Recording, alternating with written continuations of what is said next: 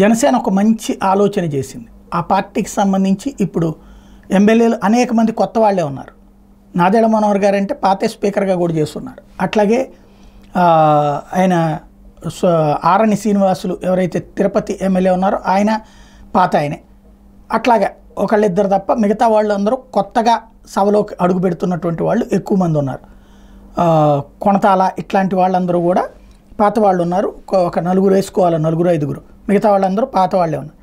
ఇప్పుడు ముందు అసెంబ్లీలోకి అడుగుపెట్టాక ప్రశ్నోత్తరాల సమయంలో ఎట్లాగ వేయాలా, అట్లాగే 0 అవర్లో ఎట్లా చేయాలి, ఇవన్నీ కూడా చర్చకుంటాయి. వాటన్నిటిని పర్ఫెక్ట్గా సెటరైట్ చేసుకొచ్చేటటువంటి కార్యక్రమం అడుగులు ముందుకు పడుతున్నాయి. అందులో భాగంగా జనసేన వాళ్ళకి శిక్షణ ఇస్తుంది. స్వయంగా పార్టీ కార్యాలయంలో శాసనసభ వ్యవహారాలు నియమ నిబంధనల మీద మంగళవారం శిక్షణ కార్యక్రమం నిర్వహిస్తున్నారు.